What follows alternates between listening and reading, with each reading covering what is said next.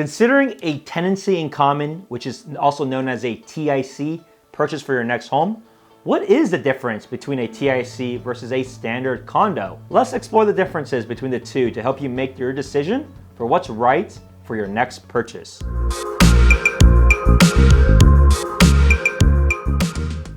Most of these types of setups are somewhat unique to San Francisco, the city proper, but don't be surprised to find a few sprinkled all throughout the Bay Area. To start, what exactly is a tenancy in common, otherwise known as a TIC? Great question. When you purchase a TIC, you do not actually own the unit and instead own a percentage stake of the entire building, alongside others who also purchase their own units in that building. You can find the percentage of the exact amount you own in the deed, which is based upon many factors.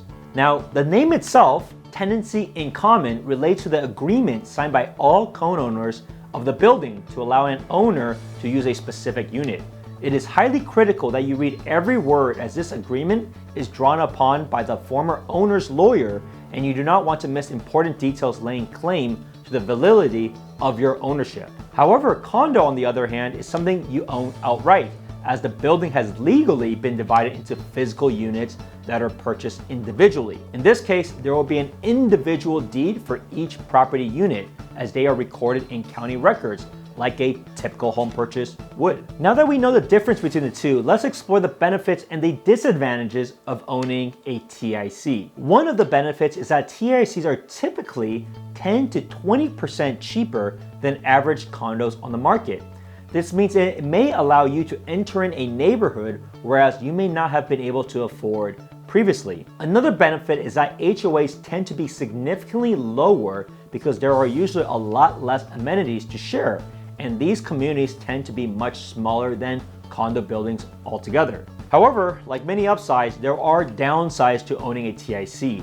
When you actually purchase a TIC, your loan options will be much more limited and most likely will be considered a fractional loan, which includes a typically higher interest rate in general. Big banks do not loan to TICs, so you may need a more regional bank to help you with your finances. I know plenty, so that's not the issue, but it's something to be mindful of. Because of this though, the buyer pool is going to be much smaller. On average, TICs are known to stay on the market longer than condos, as they require a specific kind of buyer. At the same time, in order for major decisions to occur, such as a sale or a refinancing of a specific unit, building changes, or even improvements, there tends to be a required unanimous vote, or at the very least, a supermajority vote by the entire group. This may delay the process of a transaction even if the buyer is well financially qualified. A TIC style of ownership is not for everyone, so you do have to think carefully before looking at those types of properties to make sure they are going to be a right fit for you. Thinking about exploring a TIC or a condo in the area?